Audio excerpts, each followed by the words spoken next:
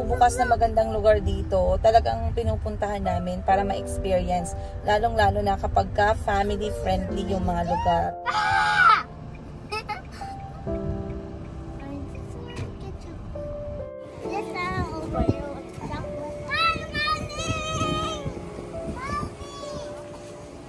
Nakita na ang magpipinsan.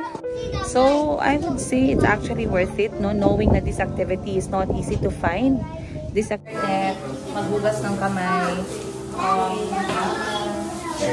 shoe protector, at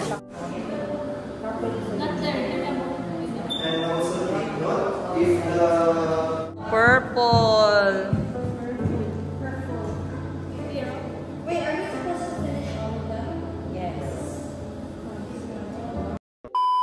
Maayong udto everyone. Time check, alas 12. No, anak. Not nice. Alas 12 ng tanghali at kami kasamang aking mga anak ay pupunta sa isang activity place dito sa Jensan. Bagong-bago, guys. Preskong presko. Bagong bukas na attraction dito sa amin sa General Santos City. Now, for us na taga dito sa Jensan, hindi kami talaga masyadong sanay na merong mga atraksyon na nagbubukas. Parang dito yun, yes. Na nagbubukas dito sa amin. And before, kapag ka meron mga atraksyon na nagbubukas, we don't give it attention.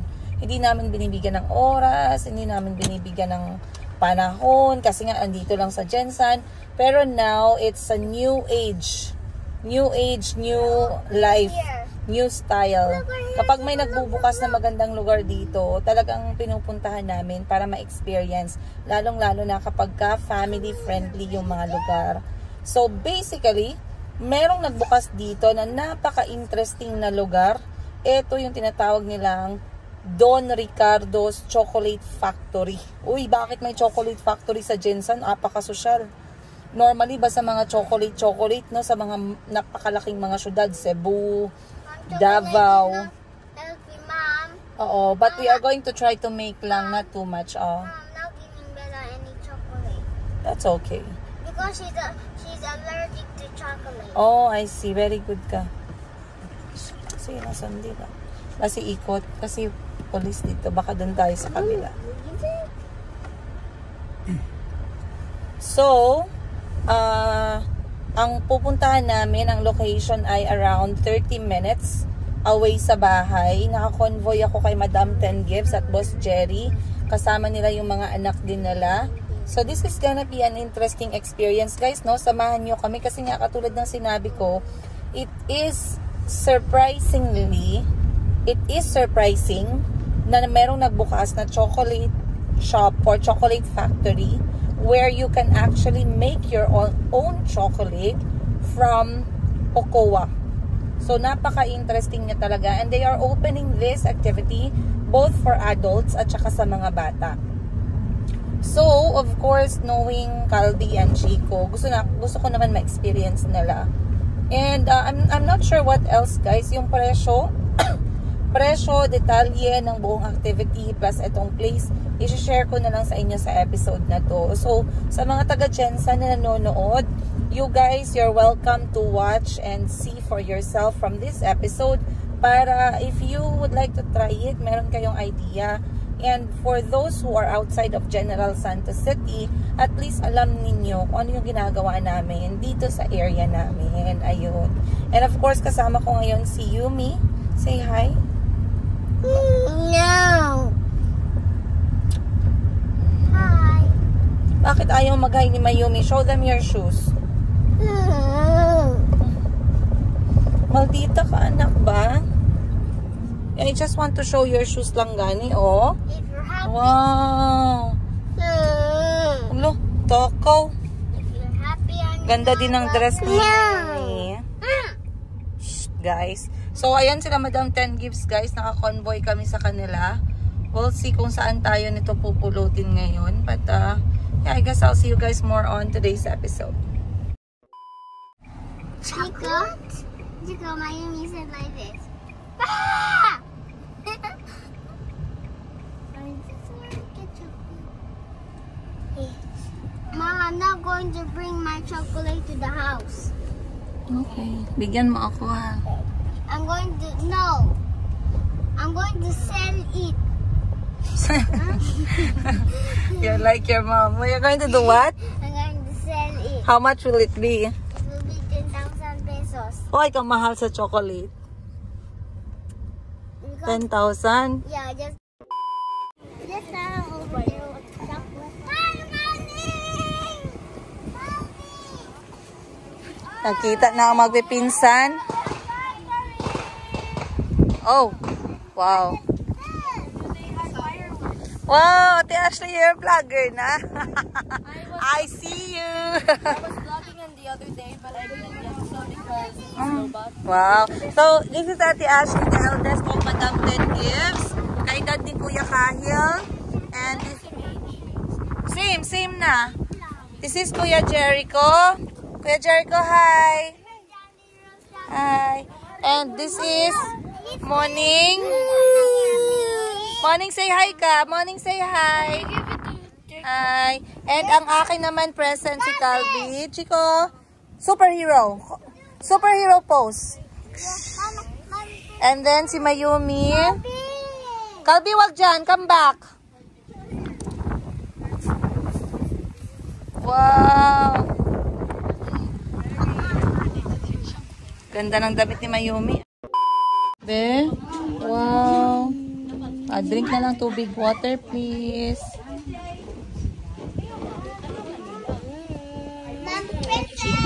Chico. Isa ha. Galit na si mama ha. Galit na ako. So, inaantay lang natin guys yung schedule kasi nagpa-schedule kami ng 2 PM.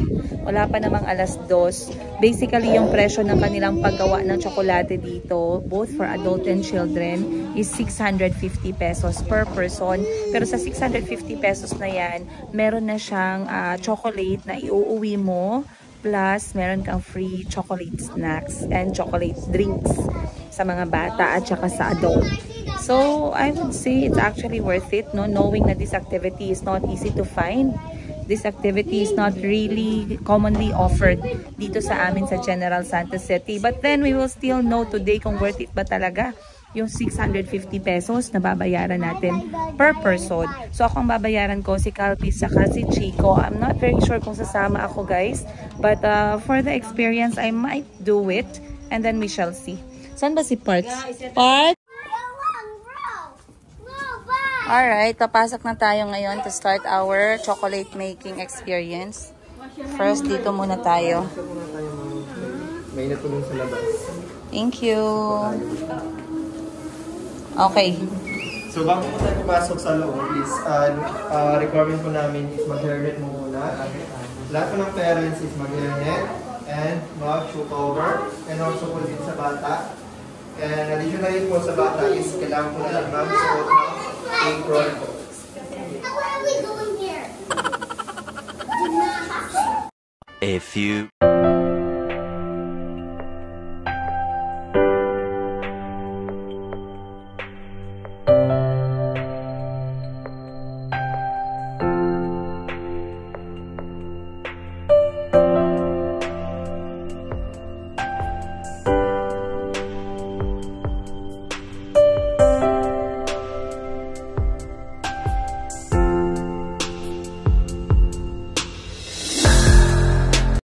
Later.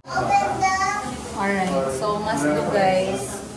Hairnet, maghugas ng kamay, shoe protector, at saka disposable na apron.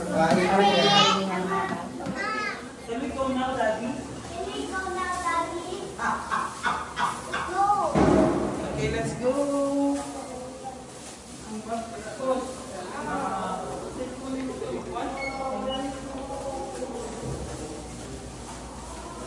Malinis na.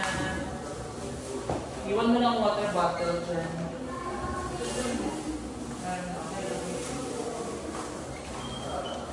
Alright guys, so tapos na tayo. Papasok na tayo. So ito yung kanilang ginagawa. Again, this activity is 500 pesos. Itong gagawin natin, no? So, yung makakapasok lang dito, yung parent ng bata na nagbayad. Or kapag adult ka, of course, you can enter pag nagbayad ka ha. Pero pag bata, pwede ka nang pumasok para mag-assist. Good job. We're going to teach you how.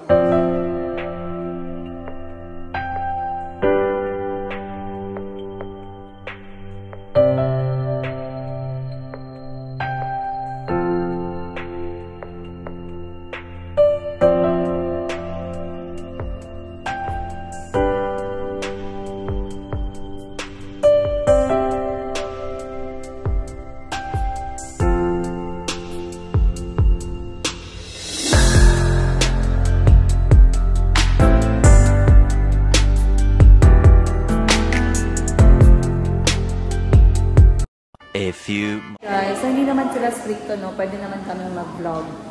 So ngayon ang pumasok is 6 kids in total. Si Calvi, si Chico, si Moning, si Jericho, si Ashley, and si Ate Cassie. So kami mga parents, we are just here to guide if kailangan nila ng tulong. But if not, okay lang naman. Hindi. So meron naman nag-a-assist, no? Meron nagtuturo at meron din nag-a-assist.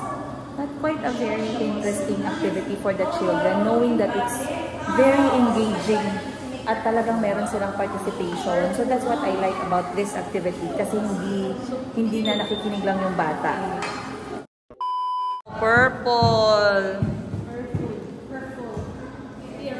Wait, are we supposed to finish all of them? Yes.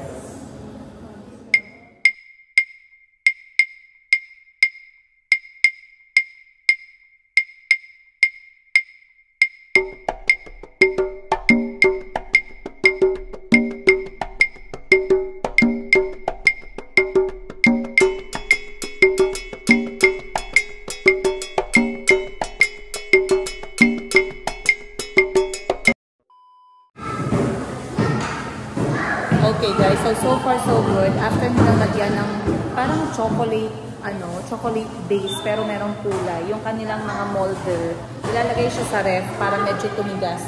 So yung kanyang activity naman is very easy to follow, no, for kids. I believe the next thing they're going to do is put chocolate na sa kanilang mga molder. So hindi naman siya ganun ka-intense talaga na activity. Something that really young kids could do. I believe if it's adults would have more difficult yung process talaga ng paggawa ng chocolate. So titingnan natin ano na yung next.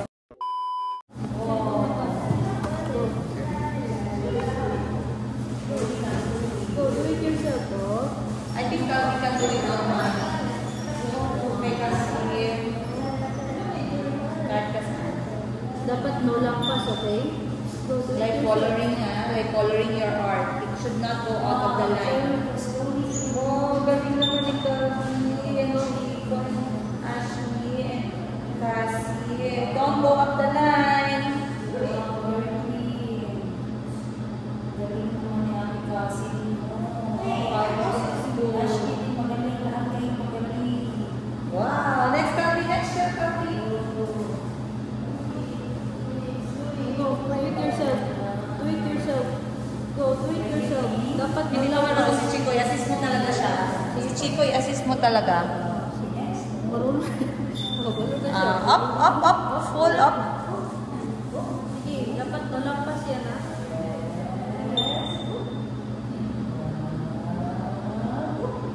Go, 2 minutes. 2 minutes. 2 minutes. Okay, next parts mo. 1 minute. Go. Go. Ito naman ang picture ba niya? Nakaka-assist sa corridor. Wow, Calvi! So, yeah. Calvi, you're so perfect. You can do it na. Go. Oops. Yes.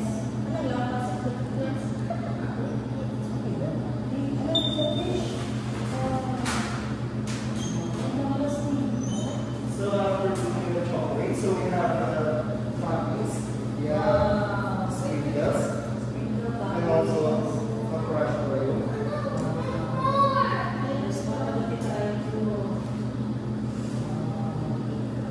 Sprinkles. Picture ka na dyan, Bani. Sa picture ka mag-focus. Portrait. Patayo, Madam Tengits, kunan mo. Picture kasama mga anak niya. Si Ashley, kunan mo. Si Jericho, si Moni. Pati si Calvi, kunan mo si Calvi. Okay, next is putting sprinkle. Wow, this is so good.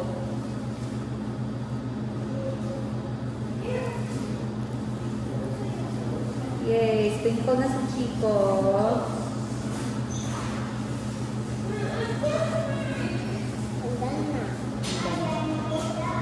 Dito pa agad ito. Okay, put your sprinkle na. Let your sprinkle in your Oreo. Here up. Here up. The remaining the leftover chocolates at the piping bag, we're going. If there are leftover chocolates inside the piping bag, we're going to put this inside our cupcake lighter. Yes. If you have leftover chocolates inside the piping bag, you can put those chocolates inside our cupcake lighters. Bibili mo naman? Or you're gonna do it? Saan nilagay, sir? Okay, fine. Wow, Press a little bit na, press a little bit. Wow, Very nice. Malayo na siya, diba? How about you? Chico, put your sprinkles na. Ay, slow down na kay the others pa. Putting some toppings and chocolates on your chocolate molder, you can put it back again to our Put it in the fridge, to the chiller. How about Oreo? Where are you going to put Oreo? That.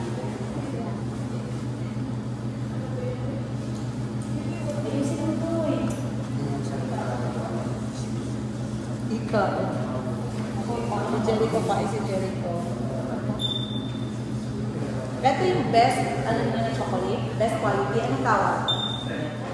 Alright. So ngayon guys, binigyan yung mga bata ng tag-isang piping ng chocolate and they have to fill the molder ng mga chocolate nila. After that, sprinkle. So talagang napaka-independent naman ng mga bata. Hindi naman kami nahihirapan. Actually, kay Chico lang ako medyo pero nagustuhan din ni Chico ang activity and Chico is just 3 years old. So, ibig sabihin, 3 years old, possible to do this activity. 500 pesos if you mommies and daddies out there would like them to try. Again, General Santos City lang po yung location natin, no? Makita nyo lang sila sa Facebook, guys. I-search nyo na lang po. But, hindi naman ako lugi sa 500 kasi talagang nag-enjoy yung mga anak ko. Akala ko kasi nung una, si Chico, 3 years old pa lang, baka hindi niya magawa yung activity, baka mahirapan siya. Pero, he's actually able to do it. And as you can see, guys, ayan, napaka-focus niya sa paglagay ng kanyang mga toppings. Even Calvi is also very focused. And so are the rest of the children. Oh, si Jericho, kinain na yung chocolate. Kinain na yung chocolate. Pinagpako rin guys, ang sarap. Ang sarap. Milk chocolate yan eh. Wow, Moni! Ang ganda ng chocolate ni Moni! Next is ilalagay na siya sa ref.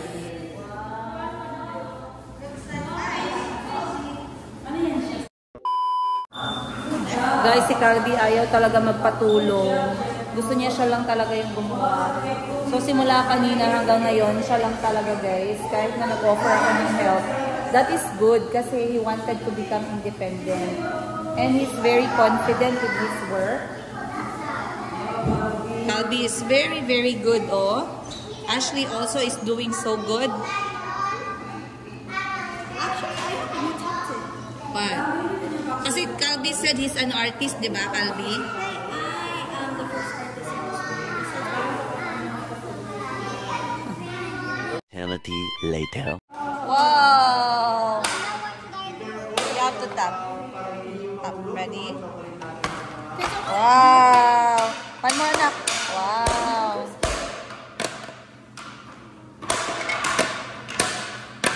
Wow! Finish na! Okay, now all your chocolate you put here. Put your chocolate in your cup. Okay. Ubus na, Calvi. Yung na lang. Wow, Calvi, so many. Okay. Hayaan mo siya maglagay, Bunny. You put.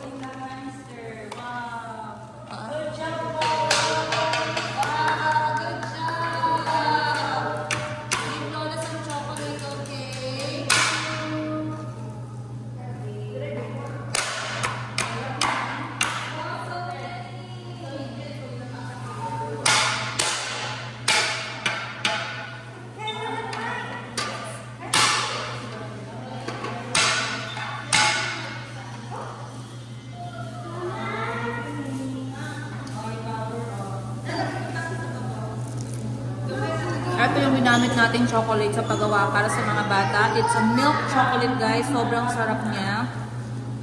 It actually feels and tastes like yung mamahali ng chocolate sa mall. In fairness.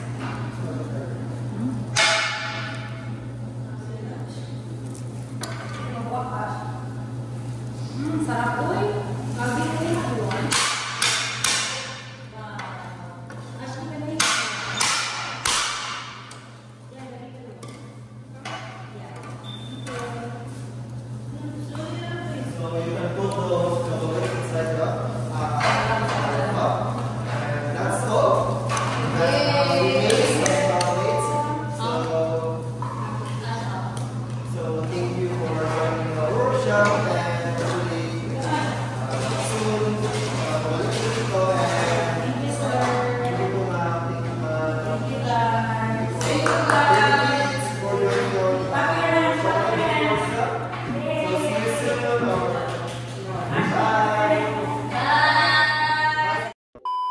Guys, tapos na ang aming chocolate making session ng mga bata.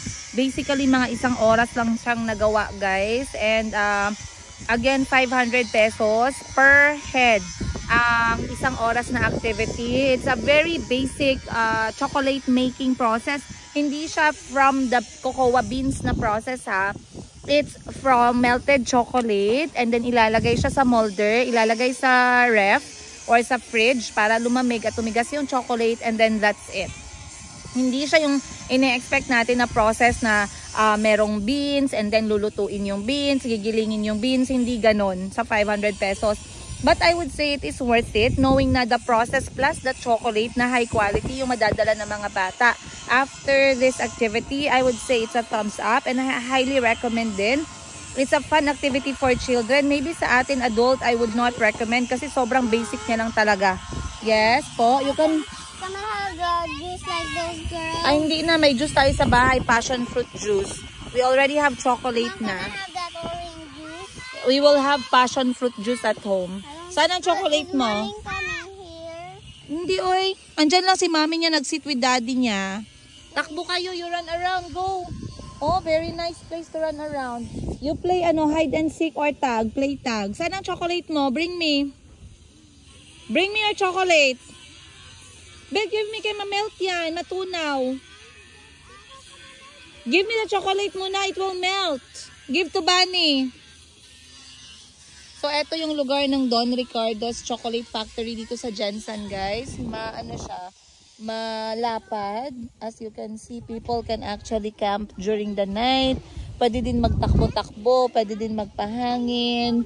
So, since alas 3 na naman ng hapon at meron namang malilim na puno na area dito, magpapahangin na lang kami saglit bago umuwi. So, at least we got to experience this certain hype, no, ngayon sa Jensen, one of the top destination. Kasi nga, this is the first ever chocolate factory and chocolate cafe dito sa Jensen. So, it's good. I'm happy. Actually, nashock ako no kasi sabi ko baka putputin lang to na chocolate factory kasi Jensen, mahirap. Kukuha pa ng chocolate, kukuha pa ng cacao. Kasi hindi naman talaga dito yung source ng cocoa or cacao dito sa Jensen. Siguro kinuha pa yan sa mga malalapit na provinces or most probably sa Davao. So, for them to carry those ingredients dito sa Jensen will cost them, no? Kaya sabi ko, baka hindi masarap na tsokolate. Pero in fairness guys ha, masarap po yung chocolate nila na quality. At the place is well equipped. It is very comfortable. Merong air conditioner sa loob ng place na ginagawan din talaga ng chocolate. Napakalinis.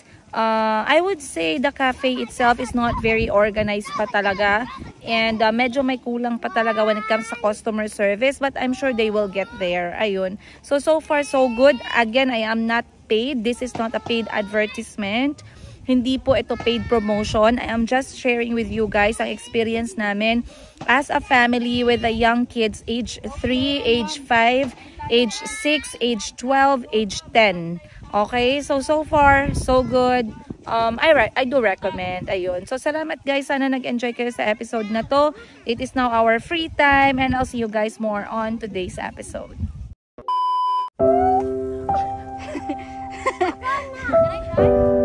Go try it.